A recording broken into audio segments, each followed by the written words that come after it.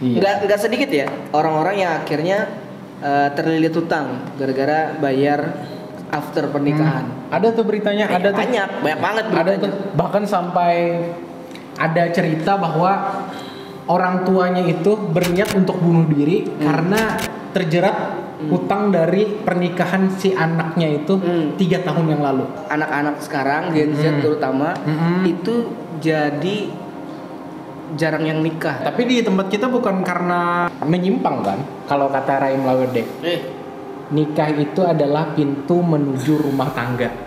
Sebagaimananya pintu, itu tidak boleh lebih mewah daripada rumahnya.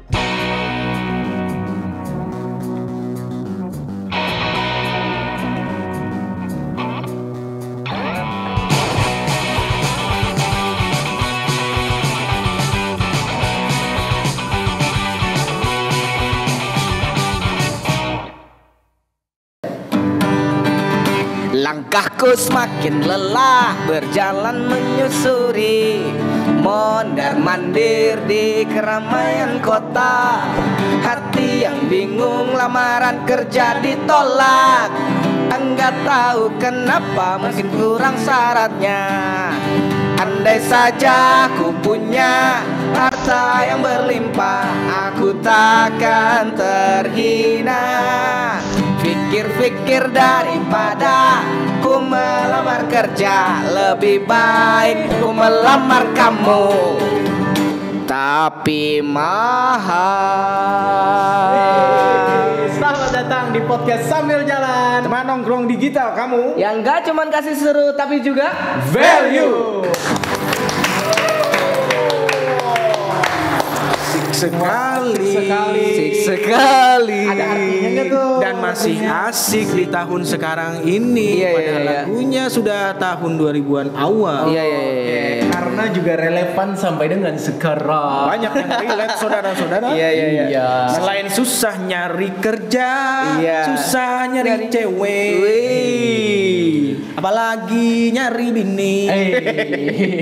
Iya. Sekarang kayak udah susah nyari kerja, Ya. mau ngelamar cintanya juga susah. Waduh. Ngelamar cinta ditanya kerja, Bos. Iya. Iya. Kalau dulu mungkin ya nggak ditanya kerja. Iya. Yang penting kamu bisa nggak bertanggung jawab untuk Iya. anak saya. Kalau sekarang ini kan lebih banyak pertanyaannya. Iya. Kerjanya apa? Kualifikasinya itu makin banyak. Iya. Termasuk sampai pada ketika pengen menikah. Iya, waktu mau masuk kerja aja banyak kualifikasinya kan. Iya. Harus bisa ngerjain ini, itu, itu ngerjain kerjaan atasan dan macam-macam. Itu ngerjaan. Nah, itu Jadi- ngerjakan apa ngerjain? Jadi yang kemarin nih, yang baru aja baca data itu, yang lumayan miris sih sebenarnya. Ditambal. Kalau miris, Ban. iya ban itu ban. Oke. Iya. Hati nih, hati. Nggak Iya. bisa ditambal. Nggak bisa ditambal. Oke. Pakai Hansaplast. Pas. Mentang-mentang lagu lama jadi Hansaplast. Ya, jokes I know. Jokes I know. Ya, kita sudah- Mungkin ada yang udah kangen sama jokes-jokes I know kan. Iya. Jadi kemarin baca-baca data kan, yang lumayan miris. Ternyata merata nih, angka pernikahan tuh lagi turun-turunnya. Wih, Iya. lagi turun-turunnya. Jadi kayak digambarkan bahwa anak-anak sekarang Gen Z terutama itu jadi jarang yang nikah. Maksudnya minat keinginannya untuk menikah ini. minat Oke. keinginan untuk menikah mungkin berkurang kali ya. Oke. Tapi nggak cuma di negara kita deh kayaknya. Tapi di bukan- negara Jepang juga kan Iya, lagi benar, turun-turunnya. benar. Iya. Tapi di tempat kita bukan karena menyimpang kan?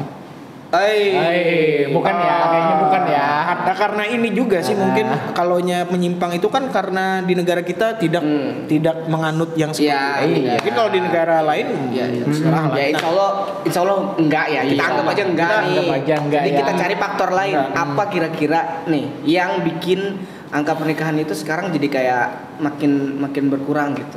Satu yang mungkin bisa kita soroti adalah biaya pernikahan. Biaya pernikahan. Karena kadang orang-orang merasa bahwa menikah itu harus mewah, menikah itu harus mahal, Iya. sehingga effortnya itu mengeluarkan yang besar kayak Ini gitu. kata siapa?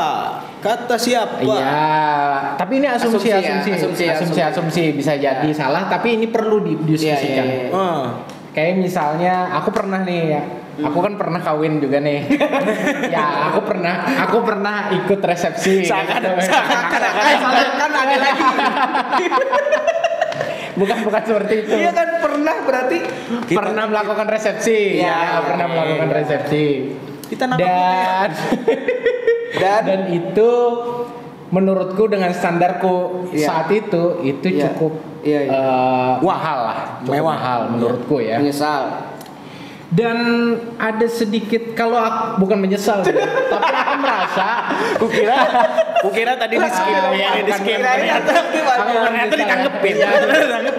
Tapi aku merasa kalau aku bisa bicara dengan aku di waktu umurku pada saat itu, andai saja aku punya oh ya benar.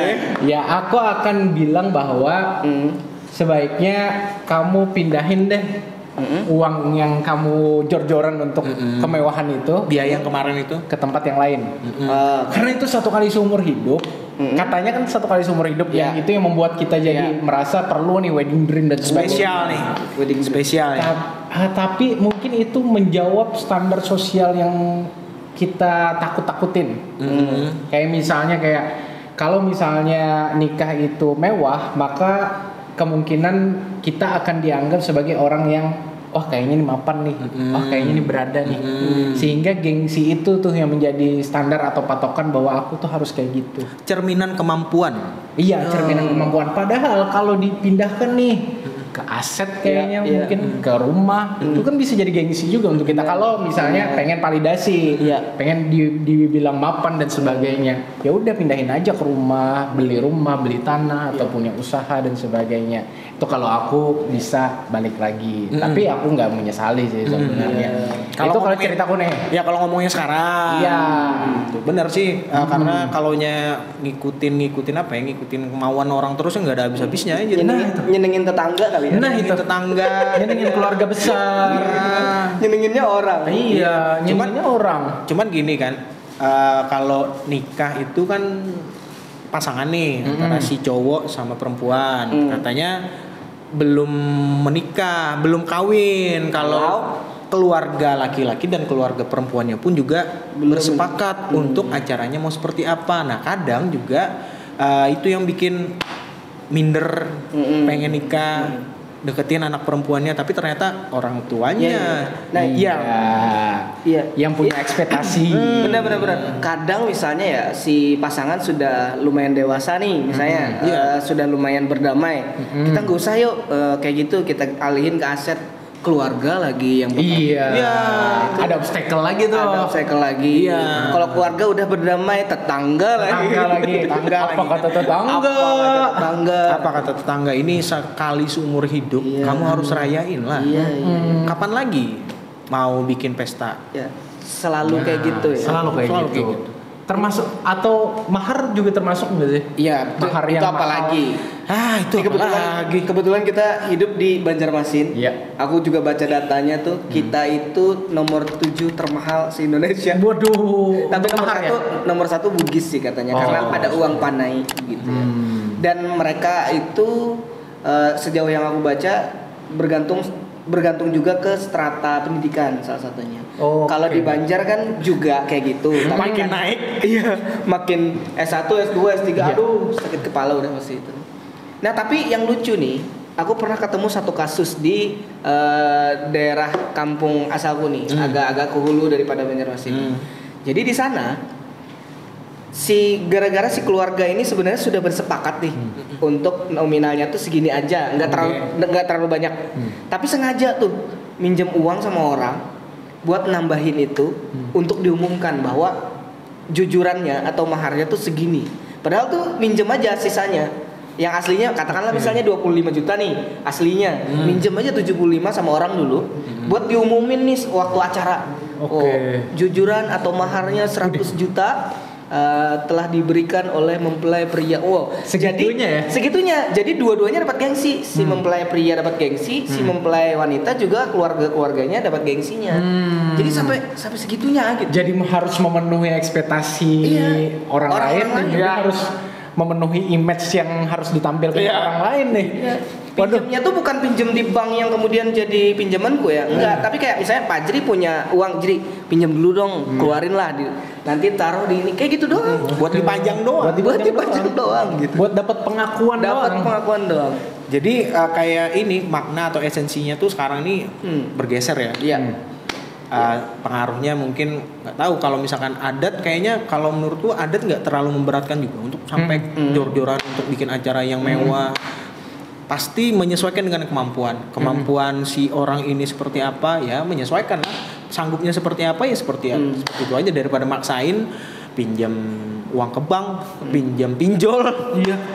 Itu apa ya yang bikin faktornya jadi makna pernikahan sekarang ini jadi geser? Karena kalau makin digeser-geser itu makna esensi dari pernikahan ini udah makin nggak bener. Bisa dibilang nggak bener kan? Karena yang awalnya mampunya cuman 10 juta diminta 100 juta, kemana nyari duitnya? Iya. Mana uangnya? Kacamata. Uangnya dari mana?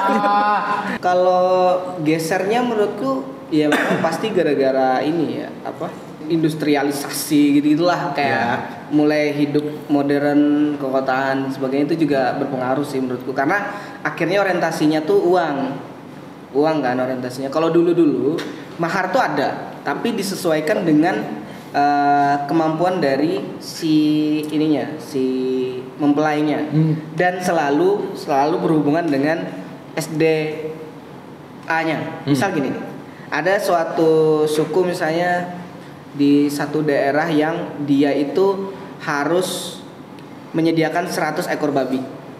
Lumayan banyak kan?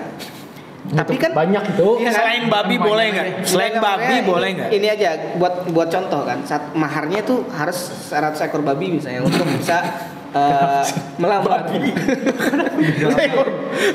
ekor. Aku mikirin bayangin 1 ekor babi itu aja udah lucu. Sama lagi 100 ya. Iya, tapi kalau kemana-mana suaranya 100. Sah. Pas lagi hidup kabul. Ya. Jadi kebayang kan kalau 100 ekor babi terlihat banyak. Iya kan? Banyak. Oke. Tapi kan masih bisa diusahakan oleh seorang pria yang mungkin cukup beli 2 ekor dulu, tunggu ya sampai babinya beranak. Bayinya beranak. Iya kan? Iya. Tapi bisa diusahakan. Aduh. Jadi kayak gitu-gitu loh. Kayak ada lagi suku yang lain misalnya syaratnya berbeda. Misalnya aku pernah ke di Makassar ada suku Amatoa namanya. Seorang laki-laki sama perempuan tuh ada syarat-syaratnya. Kalau perempuan harus bisa nenun baru boleh nikah, laki-laki harus bisa membajak sawah baru bisa nikah. Nah, kalau gitu-gitu kan bisa kita usahakan. Nah, jadi maksudnya orientasinya tuh ke arah situ. Kenapa? Karena kalau bisa membajak sawah otomatis bisa menghidupi. Gitu juga kayak tadi 100 ekor babi, orang masih bisa beternak, maka nanti akan bisa menghidupi. Nah, orientasinya tuh nggak langsung uang gitu. Nah, kalau langsung uang kan ya dia harus nyari kerja yang lain dan bingung bagaimana cara dapatnya gitu. Itu masalah sih gitu. Ini ada pertanyaan lagi nih. Mungkin nggak praktek ini itu terjadi karena kekhawatiran orang tua terhadap masa depan anak perempuannya? Kalau khawatir itu kan letaknya di belakang nantinya. Kalau khawatir nanti, kenapa? Harusnya di depan ini iya, maksudnya tidak memberatkan di awal.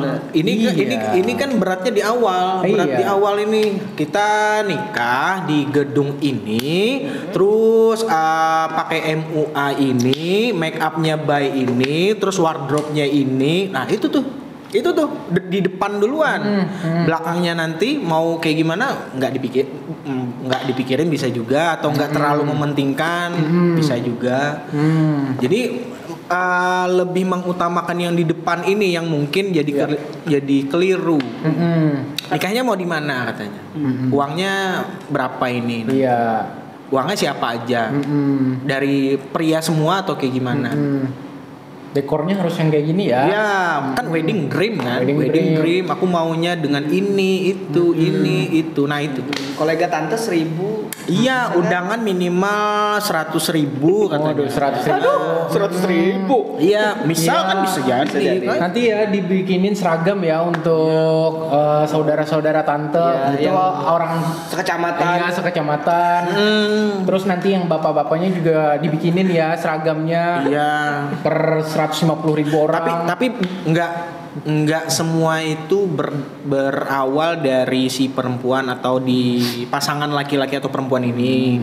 Bisa jadi itu memang karena faktor internal, faktor keluarganya terbiasa dengan pernikahan itu seperti ini. Jadi nggak enak kalau nggak ngikutin kebiasaan keluarga besar kita harus seperti ini. Iya. Kalau faktor eksternalnya kan mungkin bisa jadi karena terpengaruh sama standar TikTok atau standarnya artis yang sekarang kan lagi banyak juga itu Ya. merit itu buat Ya. flexing, Benar. Iya. ya kan? Benar. Banyak tuh yang kayak gitu. Nah itu juga Yang sampai ditayangin di TV kita nonton harian. terjun dari helikopter kan Ya. sampai menyelam ke air laut itu adalah pokoknya cari itu. Adalah. Ya. Ini sebenarnya ini juga sekalian ngetes chemistry Iya, tuh. pertemanan ini langsung ditanya seperti itu boleh ini. Burung Iya. gitu yang nikah. Tapi udah itu ini udah apa katanya? Udah cerai katanya. Iya, nah itu kan capek-capek kayak gitu tapi cerai Ujung-ujungnya juga. cerai. Jadi seakan-akan proposal pernikahannya ini harus mewah di depan dulu. Apakah karena orang itu merasa bahwa dengan cara seperti itu adalah jalan pintas untuk memperlihatkan kepada orang-orang bahwa kita tuh mapan loh. Iya. Kita tuh siap loh untuk menghidupi nantinya. Kita tuh siap loh untuk menghadapi masa depan. Padahal di depan itu belum tentu sustain. Iya. Kan? Nah. Sustainnya ini kan Iya. biar enggak di tengah jalan.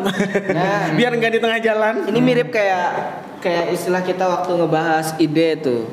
Jadi pernikahan itu kayaknya lebih kepada lari maraton yang nafasnya harus panjang gitu. Bukan yang kenceng lari depan terus ngos-ngosan. Iya. Karena nafasnya habis Habis. atau uangnya udah Udah habis. hilang semuanya gitu. Iya. Nggak sedikit ya orang-orang yang akhirnya terlilit hutang gara-gara bayar after pernikahan. Ada tuh beritanya, ada tuh. banyak banget Ada beritanya. tuh bahkan sampai ada cerita bahwa orang tuanya itu berniat untuk bunuh diri karena terjerat hutang dari pernikahan si anaknya itu 3 tahun yang lalu. 3 tahun yang lalu loh. Ada tuh beritanya. Wah, jadi ngeri sih Orang sebenarnya. tuanya nih bahkan ya yang Orang terjerat. tuanya yang terjerat karena kan ya memang mungkin orang tuanya ikut andil dan Iya. memang siap untuk ikut campur terkait urusan itu waktu itu. Sebenarnya ada untungnya ketika kita di Indonesia ini menganut yang keluarga besar gitu ya. Ya, kalau di luar Indonesia negeri kan. Kalau di Indonesia kan ini kan mayoritas beragama Islam ya. Jadi udah tahu sebaik-baik perempuan adalah perempuan yang memurahkan maharnya. Itu udah ini loh. Iya. Wanita Indonesia mah aman. Wanita Tapi Indonesia katanya kan sebaik laki-laki adalah yang memberikan mahar sebaik-baiknya. sebaik-baiknya itu dalam artian sesuai dengan perhitungan kemampuannya. Iya. Jadi kalau kemampuannya itu ada tapi tidak memberi mahar itu juga salah. Itu jadi menyesuaikan. Jadi bukan berarti yang semurah-murahnya itu adalah yang ukurannya. Jadi ada hitungannya itu ada. Jadi kalau menurutku ada 2 faktor yang paling berpengaruh terhadap nikah tuh jadi mahal. Pertama, ketidakmampuan seseorang memahami agamanya sendiri. Karena di agama jelas kan, nggak harus yang sampai harus buang-buang uang dan sebagainya. Jadi terkesan memberatkan kan Iya agama kan, Iya kalau kan, misalkan padahal kayak gitu. agama enggak kayak gitu. Yang kedua adat. Karena kadang ada adat-adat tertentu yang emang mahal sih. Iya, Nggak bisa dipungkiri emang mahal, coba. Iya. Segala perangkat-perangkatnya. Perangkat-perangkatnya, segala hiburan-hiburannya yang harus ada upacara A B C D E-nya emang mahal di situ. Nah, jadi ketika kita udah bisa kita paham agama. Yang kedua, adat. Oke, paham adat. Nah, baru nih ada lagi faktor keluarga dan tetangga. Iya. Banyak banget faktor yang harus dihadapi gitu. Ini baru depannya. Ini baru depannya. Belum setelah pernikahannya. Padahal kalau kita mikir-mikir lagi, kalian ingat gak sih pernikahan teman kalian 3 bulan yang lalu mungkin atau 6 bulan yang lalu tuh kayak gimana? Detailnya seperti apa? Nikahnya di mana? Terus undangannya seperti apa? Yang datang siapa? Makanannya apa? Mungkin kita udah nggak ingat. Pak, jadi kan ini anomali nih. Kita pengen makanin orang-orang yang tadi kan, orang lain tuh. Kita pengen menghadirkan ekspektasi yang bagus kepada orang lain. Padahal mungkin 2 hari ke depan, 3 bulan ke depan, 6 bulan ke depan, orang udah pada nggak ingat. Oke, kalau dari tadi kan kita ngobrolin soal persoalannya nih, faktor yang mempengaruhinya. Kenapa jadi esensi atau makna pernikahan ini sekarang ini jadi geser, udah kayak rapper aja nih. Nyerocos mulu. Jadi kalau misalkan seperti itu, kita hidup ini nggak bisa meniadakan masalah. Tapi bagaimana cara menyikapi masalah ini? Biar nggak jadi tambah masalah. Biar upgrade mindset di sini. Ya, kan sikapnya bersikap. Cara menyikapinya sebagai 3 laki-laki yang sudah menikah, memberikan wejangan kepada orang yang belum menikah, pantas sudah menikah. Beda hal kalau ternyata yang di sini masih belum menikah, bisa jadi kan. Nah itu gimana kalau misalkan bapak-bapak bertiga ini nih, dimulai dari bapak yang punya topi boleh. Silakan Bapak Topi. Oke, Bapak. Yang sudah melepas topi. Kepada gimana menyikapi persoalan? Sebelum pendapat pribadi, aku tuh tertarik dengan kalau teman-teman baca di berita koran-koran 2022-an tuh lagi marak-maraknya tuh anak-anak muda nikahnya di KUA doang dan mereka pede posting itu. Keren menurutku. Nah, setelah kemudian ku telisik ternyata itu juga berbarengan dengan naiknya tren soal stoikism, soal filsafat stoikism, di mana mereka tuh udah bisa memisahkan antara yang sesuatu yang di luar dari kontrol diri dan sesuatu yang bisa dikontrol. Nah, mereka merasa nih omongan tetangga, terus ketidaksetujuan orang tua terhadap konsep mereka itu di luar kendali mereka. Jadi mereka mencoba bicarain itu antar mereka berdua aja yang memang akan melaksanakan pernikahan. Makanya akhirnya bisa tuh nikah dengan cara yang paling sederhana. Meskipun pasti aku pasti kebayang sih teman-teman yang di KUA itu pasti akan ada dari orang tuanya lah, dari tetangganya dan sebagainya. Tapi mungkin karena mencoba mempelajari soal stoikism itu lumayan bisa membantu mereka untuk bisa misahin mana yang lebih penting. Jadi mereka juga berstatement tuh di berita-berita itu bahwa mereka lebih memilih tabungannya dipakai buat mereka liburan atau mereka yang menginvestasikan lebih ke situ ketimbang buat orang lain. Itu keren menurutku. Jadi mencoba menggunakan pemahaman stoikism buat bisa menetralkan pikiran-pikiran. Keren sih itu. Selain keren juga lucky. Maksudnya beruntung ketemu pasangan yang bisa bersepakat untuk hal seperti itu daripada kita di depannya doang ini kan tapi nanti setelah pernikahannya kita bingung mau tinggal di mana, makan gimana, ngontrak. Kasihan sih kalau akhirnya kayak gitu kan demi puas-puasin di depan kayak gitu. Kalau alasan yang kita bahas tadi kan kebanyakan bukan jawabannya kepengennya itu validasi ya. Maka ketika pengen menjawab validasi itu, validasi bahwa ingin terlihat mapan, validasi terlihat bahwa siap menuju rumah tangga yang ke depan dan sebagainya, maka alihkan validasi itu ke hal-hal yang lebih bermanfaat atau bentuknya menjadi aset, bukan likuiditas. Iya. Nikah itu dengan wedding dream tadi itu likuiditas kan. Kalau dalam teori ekonomi artinya habis sekali pakai ya udah kayak gitu. Tapi kalau misalnya diubah nih ke aset tadi, entah itu mau beli usaha orang, mungkin franchise dan sebagainya, franchise-nya calling misalnya kan, atau misalnya beli tanah, terus misalnya tanahnya dibikin disewa-sewain, itu kan bisa juga. Dan itu yang jadi validasi teman-teman gitu, bahwa kalau misalnya pengen dilihat mapan, maka ya udah tampilin aja, flexingin aja yang itu, flexingin aja bahwa aku mau nikah nih di KUA, tapi aku sudah punya tanah nih yang mau disewain. Aku sudah punya usaha nih yang mau berkembang dan sebagainya. Nah, itu akan mengaburkan anggapan-anggapan orang lain, kayak misalnya tadi, wah kayaknya kalian nggak mapan nih, kayaknya nggak ini nggak itu. Nah, itu bisa tuh kita alihkan ke sana. Jadi tetap kalau misalnya pengen makanin gengsi, pengen makanin validasi, masih bisa. Asal dialihkan ke hal yang lebih punya nilai lah. Jangka panjang, bertumbuh. Nah, setuju nggak kalau misalkan ternyata kita lagi PDKT sama cewek nih, kita tanya dulu kan, menurut kamu pernikahan itu apa? Tanya dulu pernikahan, kita samakan dulu persepsi kita soal pernikahan ini. Menurut kamu gimana? Kalau ternyata ada laki-laki, ya anggap aja misalkan kalau emang udah pacaran, tanya dulu. Kalau ternyata mampunya segini, kamunya gimana? Disamakan dulu daripada kan pacaran udah lama, apalagi udah mau menikah, tapi ternyata ditinggal ke mantan pacarnya yang dulu, yang lebih mapan lagi. Itu kan. Jadi kalau menurut aku, kalau mau ngasih sarannya buat laki-laki atau perempuan, penonton lah yang belum menikah, yang mau berencana untuk menikah atau mau berencana mau menikah lagi, kan ada tuh yang udah pisah tuh. Jadi ini kan aja disepakati di awal. Menurut kamu pernikahan ini apa? Kita maknai sama-sama, kita sepakati sama-sama. Sedini mungkin. Terus samain frekuensi, terus samain juga selain itu makna duit itu di depan itu kayak gimana, kalau di belakang setelah pernikahan itu kayak gimana. Itu harus kita sepakati sama-sama tuh. Jadi kalau ternyata istilah kalau organisasi itu ada ART-nya harus jelas dulu. Ada ART buat organisasinya. Sama kan ada ART-nya susun dulu. Benar.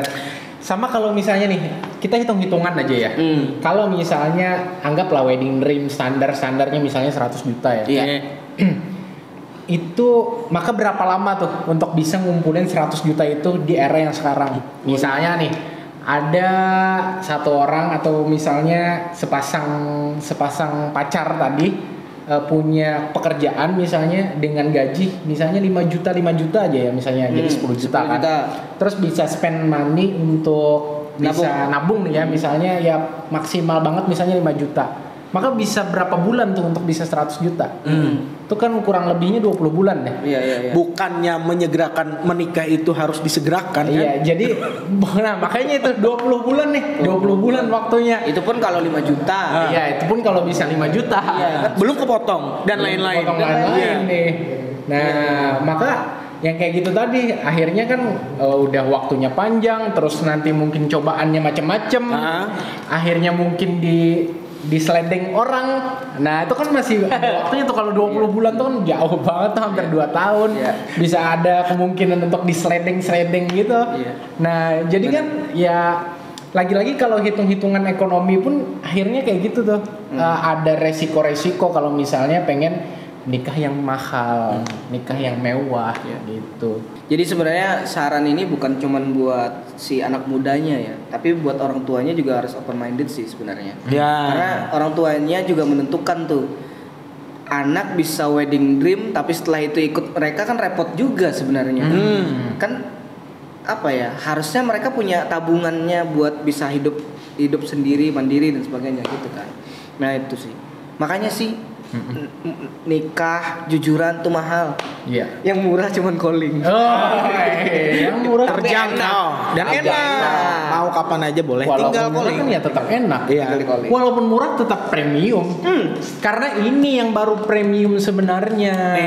Ini baru premium kopi beneran. Karena lo berhak ngopi enak. Nah, itu. Semua orang berhak nikah. Semua orang berhak nikah. Tapi kok mahal banget. Harusnya yang punya ekspektasi seperti itu belajar sama calling nih. Walaupun harganya terjangkau, tapi tetap bisa premium. Tetap jadi. Tetap enak. Mau kualitasnya segimanapun jadi. Itu dulu.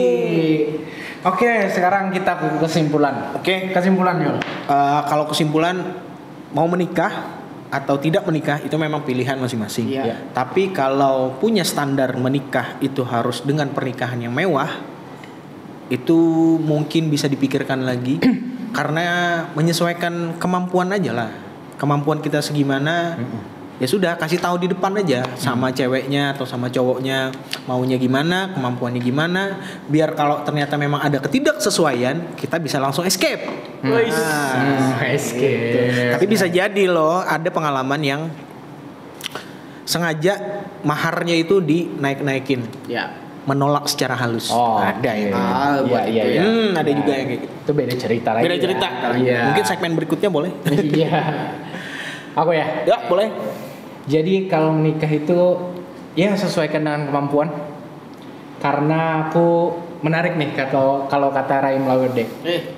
Nikah itu adalah pintu menuju rumah tangga.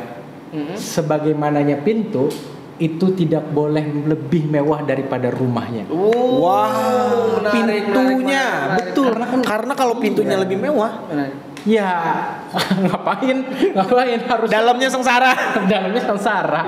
Rumahnya lapis emas itu Iya. dalamnya nggak ada perabotan apapun. Dalamnya nggak ada perabotan apa-apa. Betul, setuju. Iya. Itu bapak lagi. Iya. Nah, kalau dari aku tuh bukan soal menikahnya aja, tapi soal keluarga yang kemudian makin berkembang pikirannya tentang menyegerakan anaknya yang memang punya tujuan baik itu dengan mempermudah segala urusan. Kayaknya aku cuman segitu aja karena sudah ditutup manis sekali oleh Pak Ajri. Oke. Jadi cukup deh. Cukup ya? Cukup niat baik harus dimudahkan. Iya.